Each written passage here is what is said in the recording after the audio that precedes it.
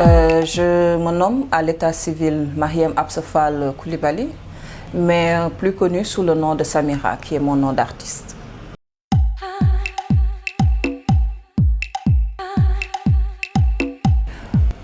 Bon, je n'ai pas décidé de consacrer ma vie au slam et à la parole. Les mots sont venus à moi depuis toute petite comme une thérapie. J'ai commencé à écrire à l'âge de 13 ans, après la perte de mon père. Et je trouvais refuge un peu dans l'écriture. Au début, c'était juste une passion. Et plus jeune, à l'école, j'étais très timide, je n'avais pas beaucoup d'amis. Donc, j'allais à la bibliothèque lire des livres et le soir, j'écrivais. Donc, c'était par passion. Ensuite, grâce à mon professeur de l'époque, au collège, qui m'a inscrit dans beaucoup de concours quand il fallait représenter l'école, que ce soit pour la poésie, la nouvelle, c'est toujours moi qui allais. Et petit à petit, je commençais à recevoir des prix. Donc, on me donnait aussi beaucoup de livres. Ensuite, ça a continué au lycée Abdoulaye Sadji. Après, j'ai intégré le club des Amis du Livre. Et chemin faisant, après, dans l'adolescence, j'étais beaucoup plus intéressée par le rap. J'écoutais Jams. Jams m'a beaucoup influencée et je voulais être rappeuse. Mais un jour, j'ai regardé un documentaire et j'ai vu... c'était un documentaire de Mounaya, je pense, à l'époque. Je ne sais plus si c'était Africa 7 ou bien une télévision de ce genre.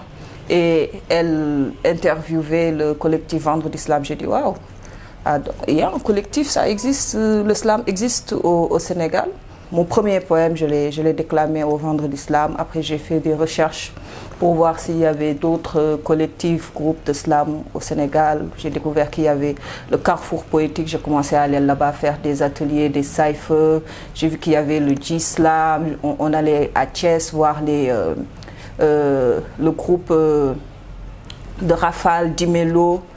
On allait partout où le slam nous appelait, quoi, tu vois. Et moi, ce que j'aimais beaucoup à l'époque dans le slam, c'est que ce que j'écrivais et que je gardais dans un cahier, dans un livre, j'avais l'opportunité de le performer sur scène. Et puis, il n'y avait pas de musique. Je me sentais vue et je me sentais entendue. Après, en 2017, j'ai sorti... avant cela, j'ai participé à l'anthologie La Cause avec 12 autres slameurs de Dar es Salaam. Ensuite, j'ai sorti mon premier recueil de poèmes, Oxymorique. En 2020, j'ai sorti Intro. Et puis, 2024, mon premier album de Spoken Word, Poétesse, de 12 titres. Bien sûr, pour moi, la poésie, en général, c'est une lumière au bout d'un tunnel. Donc, pour moi, c'est source d'espoir.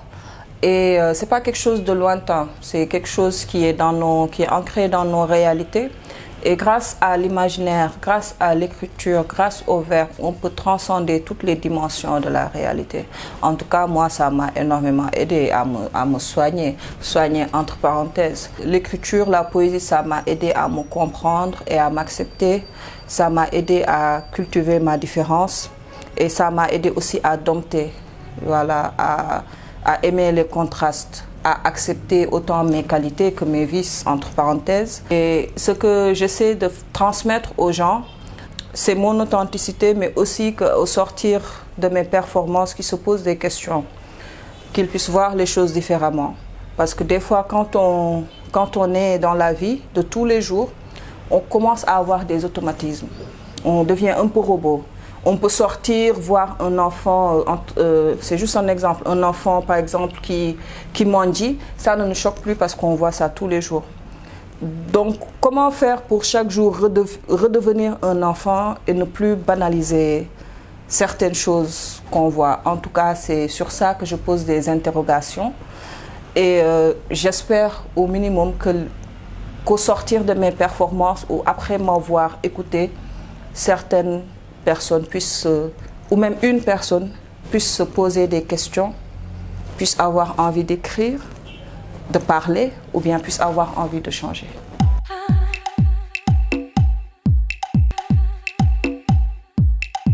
Je suis convaincue que la parole, que les mots peuvent avoir un impact, que ce soit à long ou à court terme, sur la condition de la femme.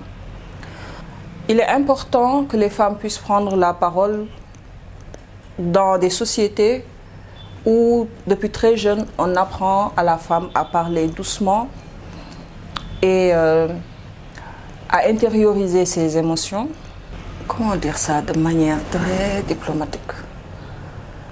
Je cherche mes mots parce que je ne suis pas contre toutes les traditions africaines.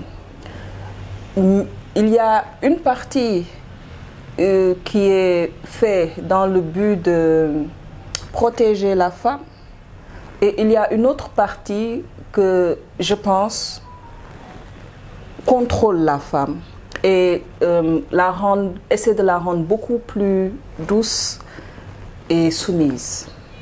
Donc ce n'est pas toutes les traditions que je jette à la poubelle. Je pense en tout cas personnellement qu'il y a du bon, mais qu'il y a aussi du mauvais. Actuellement, les femmes doivent parler de la manière dont elles veulent. Que ce soit une voix faible ou bien à haute voix ou bien crier, en tout cas de manière très authentique, pouvoir exprimer leur ressenti face à la société et dire carrément ce qui les dérange.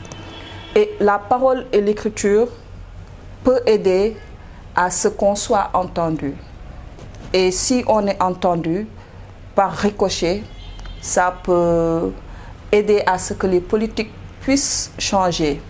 De plus en plus de femmes s'engagent pour faire avancer les choses, que ce soit les lois sur la parentalité, que ce soit pour la criminalisation du viol, que ce soit pour beaucoup de combats qui méritent d'être menés. Donc le fait que les femmes puissent parler de thématiques qui les concernent directement, de la manière dont elles le souhaitent, c'est très important. Et je suis convaincue que par la poésie, que par le slam, on joue un rôle modèle. Lorsque je fais des ateliers d'écriture avec les plus jeunes, il est important de transmettre cette liberté, cette soif, cette passion aux jeunes filles pour qu'elles puissent savoir que leur écrit, leur pensée est important, que ça compte et que ça peut changer les choses. Moi, en tout cas, mon rêve, c'est que d'ici une dizaine d'années, il puisse y avoir 10, 100, 1000 Samiras qui sont engagées, qui font des choses de la manière dont elles veulent, qui se font entendre. Parce que des fois, qui sont entendues, sont des voix qui peuvent changer les choses.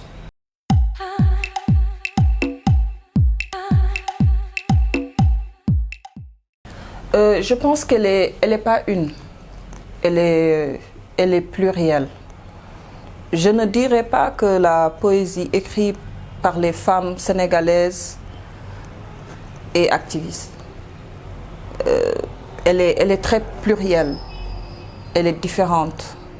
Parce que pour moi, il n'y a pas une poésie. Il y a autant de poésie que de poètes ou de poétesses.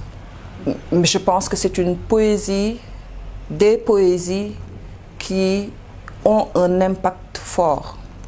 Des poésies qui, à leur manière, sont engagées. Même parler de l'amour, de la manière dont tu le ressens, est une forme d'engagement. Je pense que ce sont des poésies qui sont fortes, des poésies qui sont libres et des poésies qui doivent être entendues partout dans le monde.